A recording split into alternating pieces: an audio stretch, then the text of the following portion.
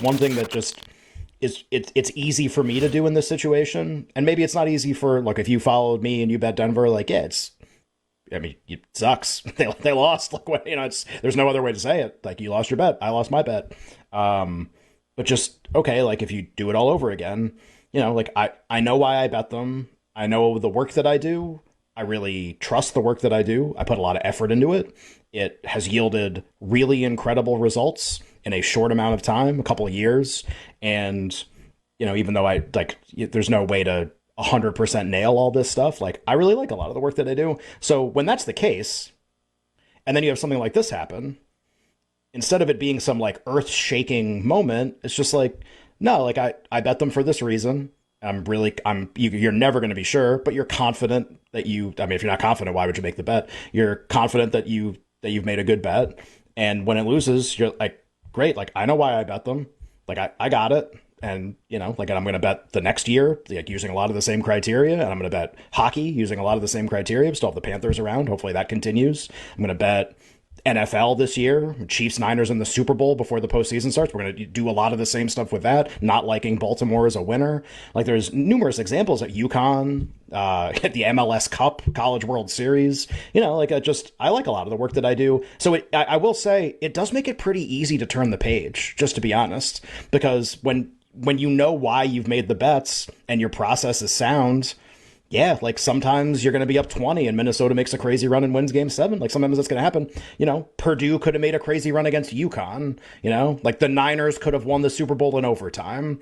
Washington could have beaten Michigan. Like, it's just, and be like, well, those things didn't happen. Yeah, but there was no certainty in those games. Like, it could have happened, just like this could have happened. So it makes it, look, like, everybody processes however they process, and losing bets is never going to feel good, no matter who you are or how little money it is or how much money it is or whatever.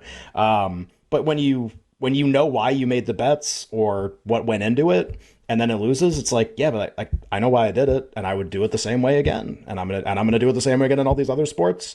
And it's not stubbornness. I'm constantly, like, updating, like, why things happen, or as much as we can explain why things happen, but yeah, when you get a result that's no fun, and this is the first one in a while, honestly, that's been no fun, it's not really back to the drawing board. It's all about probabilities, right? And I think I made a bet that had a really high likelihood of winning, and I blew a 20-point game 7 lead. I say I, like I'm Nikola Jokic or Michael Malone or something, but you get the idea, right? Like, my bet did that and lost, right, and all good.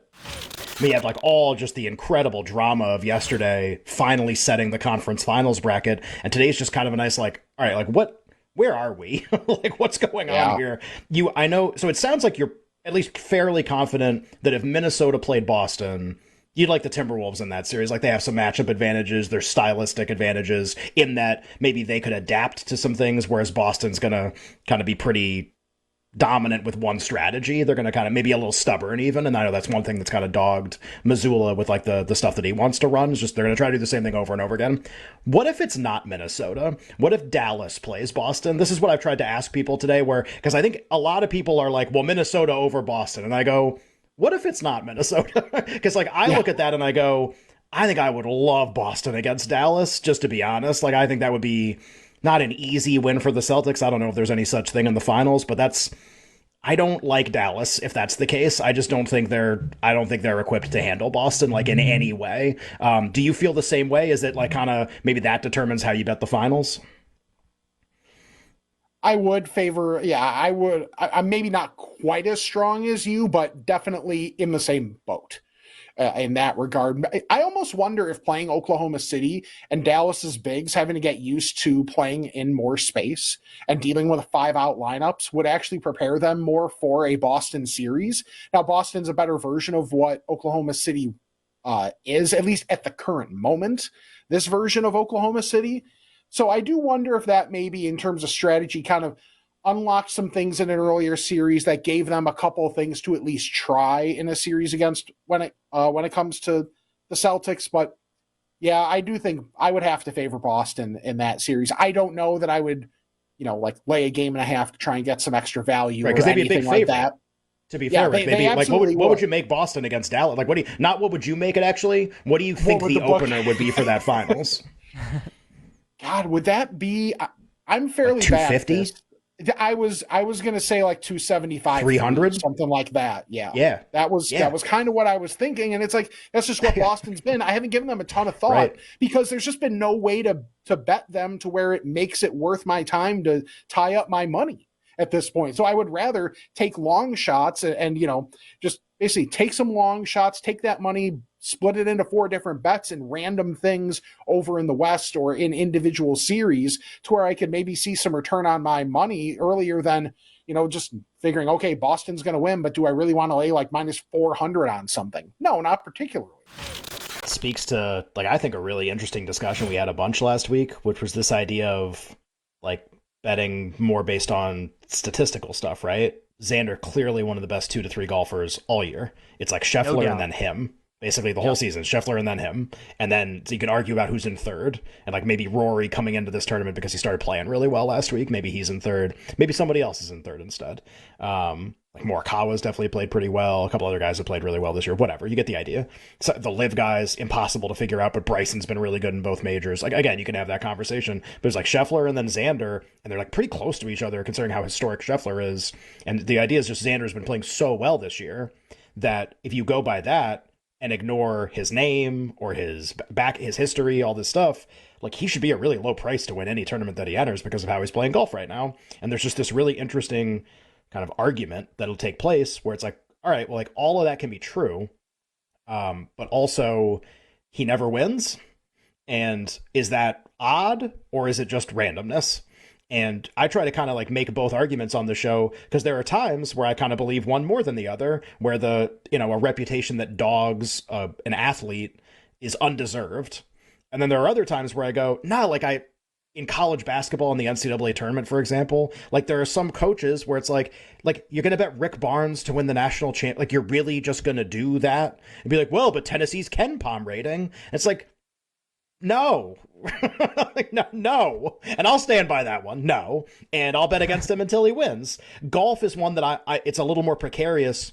I don't consider myself anywhere close to an expert on this. Like I feel like I at least know more about other sports. I don't know if I'm an expert on them, but I at least know more about them. So golf may be a little trickier.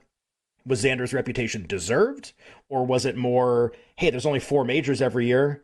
And there's amazing golfers like Scheffler's going to win some, and John Rahm's going to win some, and random people are going to win some. There just aren't there. Maybe there weren't any for him the way it broke, and he just got a couple bad breaks. So it's always that fun thing where you go, look, like how do you handicap this sport, this event, this game, this whatever? Like, do you let subjective things come in a little bit? Well, Xander never wins, or Lamar Jackson in a playoff game, or, whatever, the Boston Celtics with Tatum as their best player. Like this could end up being a great run for, they're just that good. Like Xander would be one of those things. The Celtics, I think, would be one of those things where like the popular consensus is, oh, but Tatum's their best player. Or, oh, they're not that good or whatever. And with Xander, oh, like, but he never wins. He folds on Sundays. So like, honestly, like this is a win for the mathematical column for the, like, I don't care what his name is. You play golf like that, you're that price, you're worth betting. That back and forth it's one of the most interesting things to me, because as much as people might hear that and they might be like, well, that's dumb. Like the math way is always the way it should be done. I'd be like, I do feel like you miss stuff I really do. And like, I actually think the Rick Barnes point is like the perfect example of that, where it's just like, great, then keep betting. Also, by the way, if you bet Xander, like let's say your model always loves Xander, you've been broke 100 times by now, by the way, because you bet him in every single tournament and he never wins. So like, great on this one, but you have to have the bankroll to get you to this point, because like you would have been all in 50 times already at the same prices. But maybe the argument is, hey, like this is the best he's ever played. It's the best year he's ever had from like a stat standpoint. So this was gonna be the year, and even a couple golfers said that after the game. But that his win just adds another, adds more fuel, I think, to that argument for both sides, where it's like, do you only bet based on these like very measurable statistical things, whatever they are in any sport, or do you allow other things to mix in, like history and player personality stuff, or team personality stuff, or coach stuff? Do you let that get in there at all, or is it like, no, I keep all of that separate and I only bet based on numbers? U.S. Open, I think, is going to be really fascinating. Bryson's been really good in both majors so far. The U.S. Open, Ken, like everybody, I mean, we talked about this past week. We were previewing the PGA. Like everybody's looking for the long shot. Like they want that 40-1, 60-1, 100-1 guy. The U.S. Open, I don't. I think there's like the top 8 players like on the board, and I think like that's it. I think those are really the only guys that like really probably would be on my card to win. So we'll see how it's going to play out. But certainly Xander's win now has definitely changed the narrative among some on his ability to win big golf tournaments. And like you said, he has by far been the second best player on the PGA Tour this year, no doubt. So good to see him push through, win the PGA, win his first major championship.